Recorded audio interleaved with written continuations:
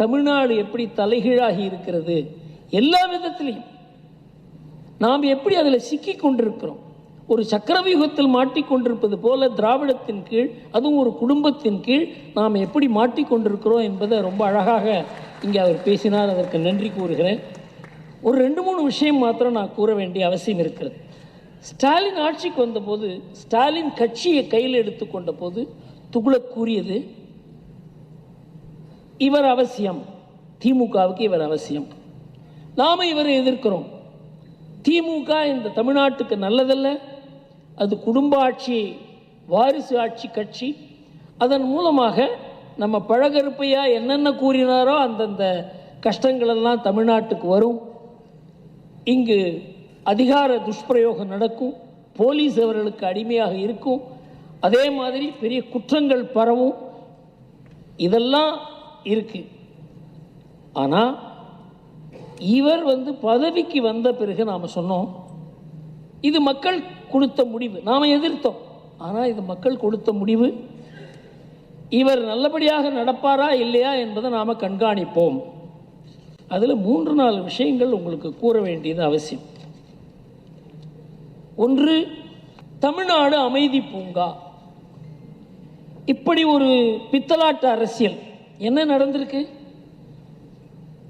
படுகொலைகள், பெரிய பெரிய மனிதர்கள், தலைவர்கள், யார் யாரை நெருங்க முடியாத அவர்களெல்லாம் நெருங்கி கொலை செய்யப்பட்டிருக்கிறார்கள். ஆம்ஸ்ட்ராங்காக இருக்கலாம், திருவள்ளி ஜெயக்குமாராக இருக்கலாம். இந்த அண்ணாநகர் கற்பழிப்பு கேஸ் பற்றி படிச்சிருப்பீங்க. உச்ச நீதிமன்றம் போய் அது ஒரு தனி குழு அமைத்து அதில் ஒரு திமுக காரரையும் அவருக்கு உதவிய போலீஸ் அதிகாரியும் கைது பண்ணியிருக்காங்க. அண்ணாநகர் பற்றி இவர் சொன்னார். ஆனால் அதில் முக்கியமான விஷயம் என்னவென்றால், இது ஏதோ 1-2 தவறுகள், குற்றங்கள் பத்திரிகையில் வர மாதிரி நடந்தது மாத்திரமல்ல. இவங்க போலீஸ் ஆண்டுக்கு ஆண்டு 2022 வரைக்கும் இந்த அறிக்கைகள் கொண்டிருந்தது. அதில் என்ன நிலைமை, அதாவது அதிமுக பீரியட்லேருந்து திமுக பீரியட்லேருந்து 2 ஆண்டுகளில் 3 ஆண்டுகளில் குற்றங்கள் எப்படி அதிகமாக இருக்குங்கிறத மாத்திரம் கூறுகிறேன். ஆதாயத்துக்காக நடந்த குற்றங்கள் 10 முதல் 42% அதிகமாகியது. கூட்டு கொள்ளைகள் 10%, கொலைகள் 50%, கன்னமிட்டு திருட்டு 38%, மற்ற திருட்டுகள் 42%, அதே போல கலவரங்கள் 256% அதிகமாக இருக்கிறது. பெண்களுக்கு எதிரான குற்றங்கள் 31% அதிகமாக இருக்கிறது. ஆள் கடத்தல் 52% அதிகமாக இருக்கிறது. இதெல்லாம் ஸ்டாலின் அரசுடைய போலீஸ் அவங்க கொடுத்த அறிக்கையிலிருந்து கிடைத்திருக்கிற விவரங்கள்.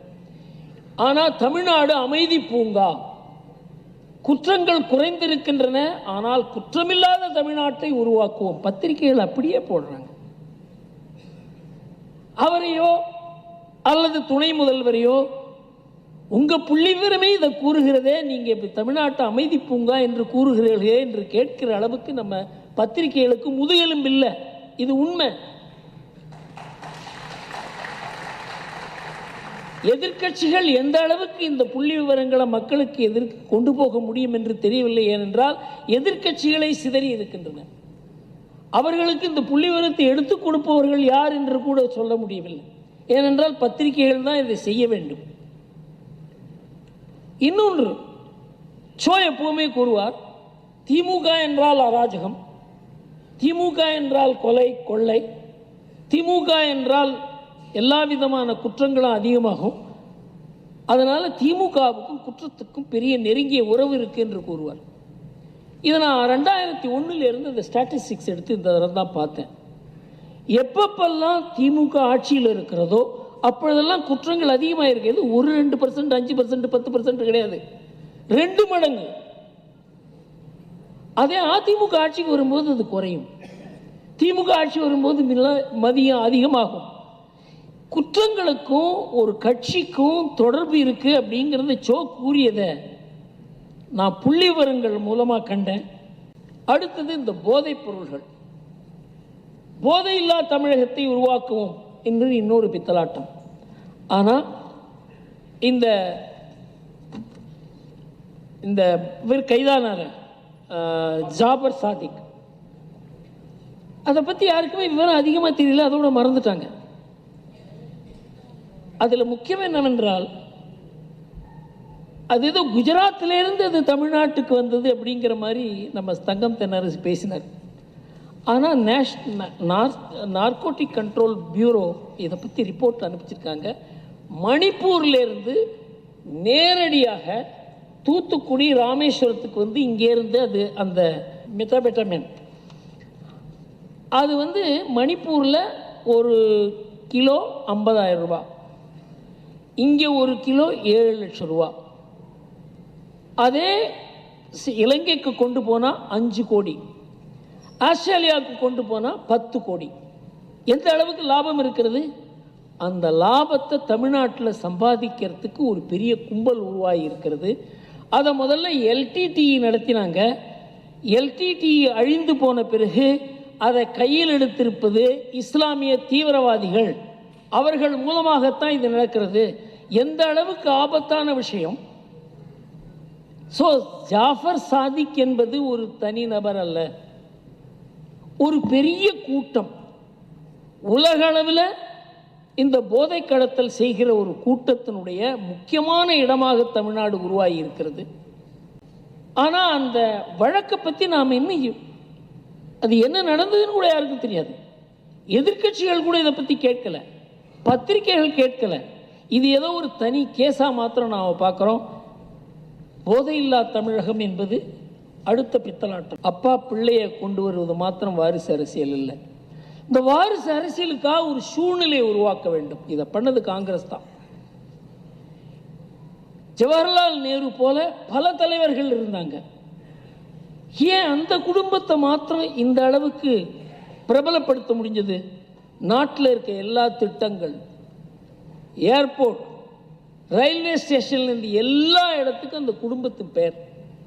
204 முக்கியமான திட்டங்கள், பிரம்மாண்டமான கட்டிடங்கள், பல்கலைக்கழகங்கள், இதுக்கு ஜவஹர்லால் நேரு பேர். 79 அது மாதிரி முக்கியமான, அதாவது மக்கள் கண்ணை கவரக்கூடிய விஷயங்களுக்கு இந்திரா காந்தி பெயர். 54 ராஜீவ்காந்தி பெயர். இப்படித்தான் ஒரு சூழ்நிலை உருவாக்கப்படுகிறது. அந்த குடும்பத்துக்கும் தேசத்துக்கும், அந்த குடும்பத்துக்கும் காங்கிரஸுக்கும், அந்த குடும்பத்துக்கும் அரசியலுக்கும் ஒரு நெருக்கமான தொடர்பை ஏற்படுத்துகிறது. காங்கிரஸ் பாருங்க, அதில் சிக்கிக்கொண்டு அதுலேருந்து விலக முடியாத, ராகுல் காந்தியை விட்டால் யாரும் இல்லைங்கிற ஒரு நிலைமை காங்கிரஸுக்கு ஏற்பட்டதுக்கு காரணம் இந்த சூழ்நிலை. அதனால கருணாநிதி வந்து ஸ்டாலினை வந்து தன்னுடைய வாரிசாக மாற்றுவதற்கு ரொம்ப கூச்சப்பட்டார். நான் என்ன சங்கரமடமா என்று கேட்டார் வாரிசு நியமிப்பதற்கு. அப்படி கொஞ்சம் கொஞ்சம் கொஞ்சமாக 30-40 ஆண்டுகள் நகர்ந்து தான் அவர் கடைசி வரலும் கூட அவர் தன்னுடைய நாற்காலியை அவர் விட்டு கொடுக்கல, ஆக்கி விட்டு போய் கொஞ்சம் கூட கூச்சம் இல்லாத, கருணாநிதிக்கு இருந்த எந்த கூச்சமுமே இல்லாத வாரிசு மாற்றத்தை நாம் பார்த்தோம். இது அப்படியே அந்த கட்சி ஏற்றுக்கொண்டிருக்கிறது. எதுக்குன்னு தெரியல. கொள்கை ரீதியாக திராவிடம் என்று கூறுவது, பெரியார் என்று கூறுவது, கொள்கைக்கு இதுக்கு எந்த சம்பந்தமே கிடையாது.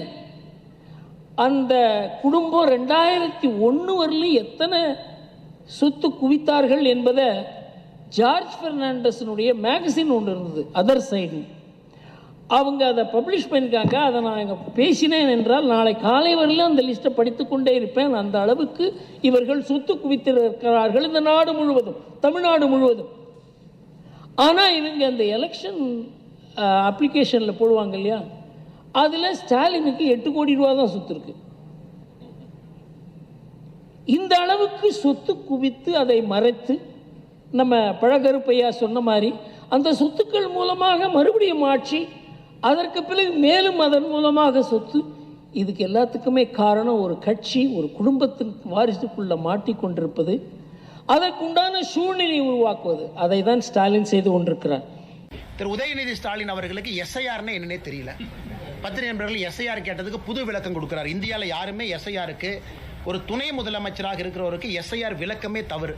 அதனால் உண்மையாலுமே அவருக்கு இந்த கோர்ட் இஷ்யூ தெரியுமா, ஜட்ஜ்மெண்ட் தெரியுமா, தெரிஞ்சுதான் பேசுறாரா அப்படிங்கிறது மாண்புமிகு துணை முதலமைச்சரின் மீது எங்களுடைய குற்றச்சாட்டு. இரண்டாவது, மாண்புமிகு துணை முதலமைச்சர் அவர்கள் இன்னைக்கு புரிஞ்சுக்கணும். இவர் 1ஆம் தேதி சொன்னாங்க, 2ஆம் தேதி சொன்னாங்க, 3ஆம் தேதி சொன்னாங்க. அன்னைக்கு துணை முதலமைச்சர் எங்க போனாரு? அதாவது அவர்கள் ஆட்சியில் இருக்கக்கூடிய காவல்துறைக்கு டைரக்ஷன் கொடுத்திருக்கிறாங்க. பின்பற்ற வேண்டியது துணை முதலமைச்சருடைய பொறுப்பு. எதுவுமே செய்யல. இன்னைக்கு இந்த மாதிரி மத கலவரத்தை ஏற்படுது. திரும்ப திரும்ப நாங்க சொல்றோங்கன்னா, மத கலவரம் என்பது பொது சொத்துக்கு தீ வச்சாங்களா? இஸ்லாமிய நண்பர்களை யாராவது இங்க தவறா பேசினாங்களா? இஸ்லாமிய நண்பர்களுடைய சொத்தாக இருக்கக்கூடிய தர்கா இந்துக்களுக்கு சொந்தம் என்று எங்கேயும் சொன்னாங்களா? நெல்லித்தோப்பு கொடுங்கன்னு திரும்ப கேட்டாங்களா? எங்கேயுமே இல்லை. ஆனா இதே உதயநிதி ஸ்டாலின் அவர்கள் அந்த ஸ்கந்தர் மலையை சிக்கந்தர் மலை என்று சொல்லும் போது எங்க போனாரு? இதே உதயநிதி ஸ்டாலின் அவர்கள் ஆடு கோழி வெட்டுவோம் நெல்லித்தோப்புல சொல்லும் போது எங்க போனாரு? இன்னைக்கு மட்டும் கிளம்பி வர்றாருன்னா உதயநிதி ஸ்டாலின் அவர்கள் எல்லோருக்குமான துணை முதலமைச்சரா இல்ல குறிப்பிட்ட சமுதாயத்திற்கான துணை முதலமைச்சராங்கிற கேள்வியை நாங்களும் கேட்போம்ல. ஏன்னா ரகுபதி அவர்களுக்கு தெரியணும், பொறுப்பான பொறுப்பில் இருந்து கொண்டு பொய்யை சொல்லக்கூடாது. மிச்ச துரைமுருகன் அவர்களாக இருக்கட்டும், உதயநிதி ஸ்டாலின் அவர்களாக இருக்கட்டும், அவர்கள் சொல்வது ஒரு பக்கம். நீங்க கேட்டுக்கண்ணா, நாங்க சொல்றதையும் நீங்க கேட்கறீங்க. நாங்க ஆதாரத்தின் அடிப்படையில் எல்லாத்தையும் உங்க முன்னாடி வைக்கிறோம். இதுல எங்க தவறு நீங்க சுட்டி காட்டுங்கண்ணா. நீதியரசர் அவங்க சொல்றாங்க, மலை உச்சியின் மீது கிடையாது, உச்சிக்கு கீழே இருக்கக்கூடிய இன்னொரு மலையில் இருக்கக்கூடிய உச்சியில தர்கா இருக்கு. அவரே பர்சனலா போய் இன்ஸ்பெக்ட் பண்றாரு. திரு GR சாமிநாதன் அவர்கள் இந்த ரெட் பெட்டிஷன் அட்மிட் ஆன உடனே அவரு நடந்து போறாரு, எல்லாத்தையும் கூட வர சொல்றாரு. நீதியரசர் போய் எல்லாத்தையும் இன்ஸ்பெக்ட் பண்ணிட்டு தீர்ப்பு கொடுக்கிறார். அப்படின்னா ஒரு ஸ்பாட்டுக்கு போகாம தீர்ப்பு கொடுக்கல, ஸ்பாட்டுக்கு போயிட்டு தான் தீர்ப்பு கொடுக்கிறாரு. அப்படி இருக்கும் பொழுது திரும்ப திரும்ப திரும்ப நீதிமன்றத்தை குறை சொல்வது, நீதியரசரை குறை சொல்வது, திரும்ப திரும்ப இதே வேலையை செய்யறாங்கன்னா எப்படி? இப்பதான் பார்த்தோம், இந்தியாவில் முதல் முறையாக மாநில அரசு மெட்ராஸ் ஹைகோர்ட் கொலிஜியம் ரெக்கமெண்ட் பண்ண உடனே திருப்பி அனுப்பியிருக்கிறாங்க. அதையும் பார்த்தீங்க, இந்தியாவில் எங்கேயுமே நடக்காத விஷயம். இன்னைக்கு தமிழ்நாட்டில் மாநில அரசு Madras high court collegium, Madras high court நீதியரசர்களாக யார் வர வேண்டும் என்கின்ற ரெக்கமெண்டேஷனை மாநில அரசு இந்திய அரசியல் வரலாற்றில் முதல்ல திருப்பி அனுப்பியிருக்காங்க. அப்ப என்ன, உங்களுக்கு பிடிச்ச ஜட்ஜி தான் வரணும், பிடிக்காத ஜட்ஜி வந்தா கேள்வி கேட்பீங்க. நீங்க போடுற ஜட்ஜி தான் வரணும். நிறைய நீதியரசர்கள், நாங்க எந்த நீதியரசர்களுமே தவறா சொல்லல, இதற்கு முன்பு திமுக கட்சியில் இருந்தவங்க அப்பா இருந்தவங்க நாங்க ஏத்துக்கிட்டோம். ஏன் ஏத்துக்கிட்டோம்? அது ஒரு ப்ராசஸ்ல வந்திருக்கிறாங்க, கொலிஜியத்துல வந்திருக்கிறாங்க. மாநில அரசு ஏத்துக்கிட்டாங்க, மத்திய அரசு ஏத்துக்கிட்டாங்க, உச்சநீதிமன்றத்தினுடைய கொலிஜியம் ஏத்துக்கிட்டாங்க. நாங்க எங்கேயுமே கேள்வி கேட்கலையே. ஆனா முதல் முறையாக கேள்வி கேட்டு தெரியப்படுத்துறாங்கன்னா நீதிமன்றத்தின் மீது அவர்களுக்கு நம்பிக்கை இருக்குதா என்பதை திராவிட முன்னேற்ற கழகத்தினுடைய அரசு தெளிவுபடுத்தணும். 100 ஆண்டுகளுக்கு முன்பு திருப்பரங்குன்றத்தில் தீபத்தூண்ல தான் தீபம் ஏத்துனாங்க. 100 ஆண்டுகளுக்கு முன்பு, 100 ஆண்டுகளாகத்தான் தீபத்தூண் ஏன் கட்டி வைக்கணுங்கண்ணா? ஒரு கோவில் 1200 ஆண்டுகளுக்கு பழமையான ஒரு கோவில், அந்த கோவில்ல தீபத்தூண் எது கட்டி வைக்கணும்? தீபம் ஏத்துறக்கு. 100 ஆண்டுகளுக்கு முன்பு தீபம் ஏத்தி இருக்கிறாங்க, 100 ஆண்டுகளாக ஏற்றப்படவில்லை. ஆனா சபரிமலையில 100 ஆண்டுகளுக்கு முன்பு பெண்கள் உள்ள போனாங்களா? போகல. புதிதாக ஒரு விஷயத்தை சொல்லும் போது எதிர்க்கிறோம், ஆகம சாஸ்திரத்துக்கு எதிராக சொல்லும் பொழுது எதிர்க்கிறோம். 100 ஆண்டுகளுக்கு முன்பு தீபத்தூண் இருந்துச்சு, ஆனா 100 ஆண்டுகளுக்கு முன்பு சபரிமலையில பெண்கள் உள்ள போனாங்களா? இல்லை. சபரிமலையில ஆண்டாண்டு காலமாக இருக்கக்கூடிய வழக்கத்தை மாற்றி புதுசா ஒரு பொய்யை சொல்லும் போது நாங்கள் எதிர்க்கிறோம். அதே மாதிரி திருப்பரங்குன்றத்தில் ஆண்டாண்டு காலமாக இருந்த வழக்கத்தை 100 ஆண்டுகளா செயல்படுத்தல, இன்னைக்கு செயல்படுத்த வேண்டும் என்று நீதிமன்றம் தீர்ப்பு கொடுக்கும் பொழுது அதற்கு அரணாக நாங்கள் நிற்கின்றோம். ஆனால் எங்கள் நிலைப்பாட்டில் சபரிமலையாக இருந்தாலும் திருப்பரங்குன்றம் இருந்தாலும் இந்து மக்களுடைய உணர்வு, அவங்க என்ன நினைக்கிறாங்க, எது நியாயமோ, கோர்ட் என்ன சொல்லியிருக்கோம், அதுலயும் பாத்தீங்கன்னா சரி, சபரிமலை எதற்காக கோர்ட் அப்பீல் நிறுத்தி வச்சாங்க? இந்த போராட்டத்தை பார்த்தாங்க, தவறுன்னு புரிஞ்சுக்கிட்டாங்க, அப்பீல் போச்சு, கேரள அரசே தன் ஸ்டாண்டை மாத்துச்சு. அதனால் இன்னைக்கு இந்த மாதிரி ஒரு குழப்பமான ஒரு விஷயத்தை திமுக சொல்றாங்கன்னா உங்களுக்கு சபரிமலை இஷ்யூவும் புரியல, திருப்பரங்குன்ற இஷ்யூவும் புரியல. எங்களை பொறுத்தவரை மிக தெளிவாக மைனாரிட்டி அப்பீஸ்மெண்ட் பாலிடிக்ஸ் தமிழ்நாட்டில் திராவிட முன்னேற்ற கழக அரசு வெட்கத்தை எல்லாம் விட்டு அடுத்த கடத்துக்கு போயிட்டாங்க. இன்னைக்கு நீதிபதிக்கு எதிராக அங்க இருக்கக்கூடிய ஜமாத் மக்களை வர சொல்றாங்க, பேரணி போனுங்கிறாங்க, போஸ்ட் அடிச்சு ஒட்டுறாங்க. அங்க இருக்கக்கூடிய ஒரு ஜமாத் நீதிமன்றத்திற்கு முற்றுகை போராட்டம் கால் பண்ணியிருந்தாங்க 4ஆம் தேதி. யாராச்சும் கைது பண்ணாங்களா? ஒரு நபரை கைது பண்ணியிருக்கிறாங்களா? சொன்னவங்களை கைது பண்ணியிருக்காங்களா? எதுவுமே கிடையாது. ஆனால் சோசியல் மீடியாவில் போஸ்ட் போட்டால் கைது. இதுலேருந்து என்ன சொல்லுது? இங்க இருக்கக்கூடிய இந்துக்களுக்கு ஒரு நியாயம், இன்னொரு மதமாக இருந்தால் ஒரு நியாயம். மிக தெளிவு. நீதிபதி அவர்கள் ஒரு நீதிபதி இல்லை சார், GR சுவாமிநாதன் அவங்க கொடுக்குறாங்க. அதுக்கு மேல டிவிஷன் பெஞ்ச் 2 நீதிபதி ஊர்ஜிதம் செய்யறாங்க. அப்படி சொல்லியும் கூட கேட்க மாட்டேன் அப்படின்னு திராவிட முன்னேற்ற கழகம் நிற்கிறாங்கன்னா தாஜா மத அரசியல் கையில் எடுத்திருக்கிறாங்க. தேர்தலுக்கு மைனாரிட்டி வாக்குகளை அப்படியே லட்டு மாதிரி சிந்தாம செதறாம திமுக எடுக்க வேண்டும் என்று நினைக்கிறாங்க. இதை உண்மையை சொல்ல வேண்டும் என்றால் நிறைய இஸ்லாமிய நண்பர்களும் கிறிஸ்தவ நண்பர்களுமே அதை விரும்பல. தேவையில்லாம ஏன் தர்காவே வந்து பெட்டிஷன் இல்லைங்க சார். 3ஆம் தேதி தர்கா வரல, 4ஆம் தேதி தர்கா வரல, இன்னைக்கு தான் தர்கா வந்திருக்கிறாங்க. வெறும் எக்ஸிகியூட்டிவ் ஆஃபீஸர் இந்து கோவிலை ப்ரொடெக்ட் பண்ண வேண்டிய ஈவோவை தூண்டி விட்டு இந்த கபட நாடகத்தை போடுறாங்க. அதனால் மைனாரிட்டியும் இதை ரசிக்கல, மெஜாரிட்டியும் ரசிக்கல. கடைசியில் அப்பம் தின்ன குரங்கு 2 அப்பத்தை தின்ன மாதிரி எந்த ஓட்டும் வரப்போறதில்லை. நடுத்தெருவில் தான் திராவிட முன்னேற்ற கழகம் இருக்க போறாங்க. 2026 தேர்தல் உறுதி செய்யும் தேசிய ஜனநாயக கூட்டணி அமித்ஷாஜி அவர்கள் சொன்னது போல 3ல் 2 பங்கு மெஜாரிட்டியோடு வெற்றி பெறும்.